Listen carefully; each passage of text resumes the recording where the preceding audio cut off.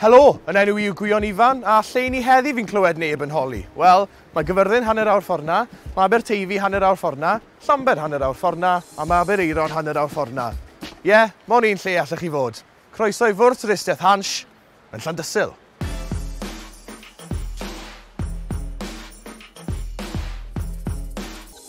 Ar emblem Llandysul mae'r geiriau Lladin Sicitur ad Astra, sy'n golygu Reach for the Stars, shout-out bach i S-Club 7. Ond i ni bobl Llandysul bach yn gwahanol, just reach for the ceiling, gormod o stretch. I wneud y lle mae'n swnio bach yn cultured, fi'n mynd i roi cwbl o ffeithiau hanesyddol i chi am Llandysul.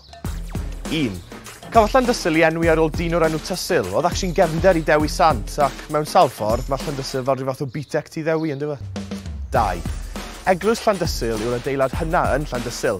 Cafodd gêm bêl-droed hynafol i chwarae yma, o'r enw Bêl Fi. 1 gôl oedd yr eglwys fan hyn yn Llandysul, a wedi'r gôl arall oedd yn Llanwennog, sy'n 8 milltir bant, eglwys Llanwennog. And according to the history books, eglwys Llan yn illodd ar y diwrnod fyd.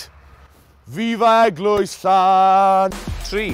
Ffaith diddorol arall chi, oedd y mam Owen Glyndŵr cysylltiad y cryf gyda Llandysul. Thing is, maen nhw'n swnio fel yr absolute bullshit bydde pobl yr ardal yma yn dod lan gyda, just i wneud fe swnio'n interesting. Beth o'n i nesaf? Un o'r ychydig bethau fi yn prowd iawn o'r no man's land ma, ni'n galw'n Llandysul, yw'r takeaways. Mae'r food hygiene rating yn gallu ferio, ond fel mae dad wastad yn gweud, gwaith papur sy'n cael lot o effaith ar y sgôr, Gwion bach, so fi'n addo bod e'n ffain.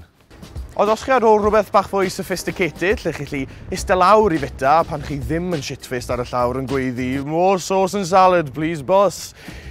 Mae rhywbeth bach yn alien wedi digwydd yn Llandysul. Yn lle cael rhywbeth lawr, mae rhywbeth newydd i gael yma. Caffi Fab Cymru. Little known secret, mae ffatri waffles Treigros fan hyn yn Llandysul, so dim Treigros. Sy'n ei fi feddwl bod y boi sy'n berchen y lle, rhy embarrassed bod e yn Llandysul, bod e rhy scared i roi ar y packaging. Maen nhw wedi mynd mor global, maen nhw'n gwerthu waffles i Harrods yn Llundain nawr. No way. Ai, genuine. O Harrods yn Llundain i Spar Llandysul. Ni nawr wrth ymyl un o brif atenfeydd Llandysul, Llandysul Pudders. Llandysul Paddlers. Whitewater rafting yng Ngheredigion. Paddlers Llandysul yw siŵr o fod y peth gorau am Llandysul. Closely followed by y bypass yn Llandysul, a wedyn wel, y roundabout ar top bypass Llandysul siŵr o fod. Felly, wrth bod fi wedi tywys chi rownd Llandysul, like the walking, talking toot bus I am, falle bod fi sylweddoli rhywbeth am y lle yma, bod fi wedi byw mewn 20 mlynedd o mywyd. Falle bod y lle yma ddim mor wael a byddwn i'n meddwl yn y lle cyntaf chi mo. Fi jocan, sy'n fi mewn ffocin banc i gael yma. Ti'n mynd o bad mouth, dim bad mouth yn cymryd y piss fel yna. Mas o'r lle hyn? Yeah. No, because the people that live here know